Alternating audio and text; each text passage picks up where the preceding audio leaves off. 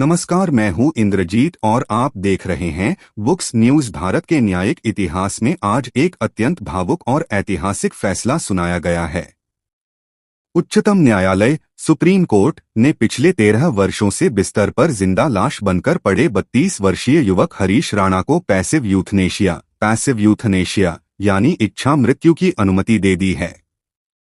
Justice जेबी पारदीवाला और justice केवी विश्वनाथन की पीठ ने यह फैसला हरीश के माता पिता की उस मर्मांतक याचिका पर सुनाया है, जिसमें उन्होंने अपने बेटे को कष्टदायी जीवन से मुक्ति दिलाने की गुहार लगाई थी। क्या था पूरा मामला? यह दुखद कहानी साल 2013 में शुरू हुई थी। गाजियाबाद के राजनगर एक्सटेंशन के रहने वाले हरीश राणा उस समय चंडीगढ़ में बीटेक सिविल इंजीनियरिंग के अंतिम वर्ष के छात्र थे। एक दुर्घटना के दौरान वे कॉलेज की बिल्डिंग की चौथी मंजिल से गिर गए थे। इस हादसे ने उनके जीवन को पूरी तरह बदल दिया। सिर में आई गंभीर चोटों के कारण वे कोमा में चले गए। तब से लेकर आज तक यानी पिछले 13 सालों से हरीश न तो बोल सकते थे, न सुन सकते थे और न ही अपनी कोई प्रतिक्रिया दे सकते थे। माता पिता का अटूट धैर्य और कानूनी लड़ाई। हरीश के पिता अशोक राणा और उनकी माता ने अपने बेटे की सेवा में कोई कसर नहीं छोड़ी।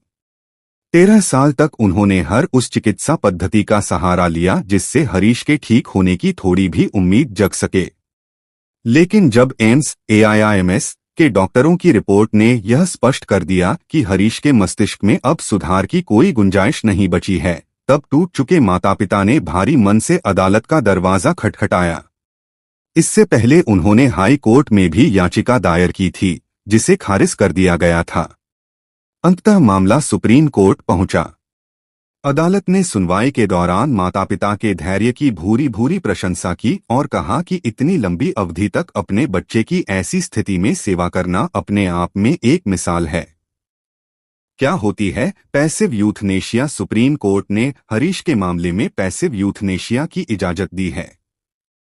इसका अर्थ यह है कि मरीज को जीवित रखने के लिए जो भी बाहरी जीवन रक्षक प्रणालियां या दवाइयां दी जा रही हैं, उन्हें धीरे धीरे बंद कर दिया जाएगा। इससे मरीज की प्राकृतिक रूप से मृत्यु हो जाती है।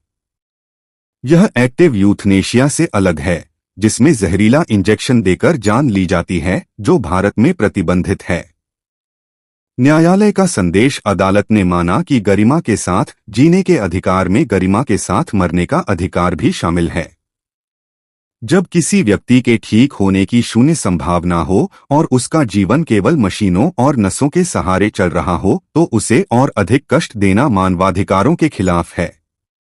हरीश राणा का यह मामला देश में इच्छा मृत्यु से जुड़े कानूनों और मानवीय संवेदनाओं के बीच एक नई बहस को जन्म देता है। आज का यह फैसला न केवल एक परिवार के संघर्ष का अंत है, बल्कि उन हजारों लोगों के लिए भी एक नजीर है जो इसी तरह की असाध्य परिस्थितियों से जूझ रहे हैं।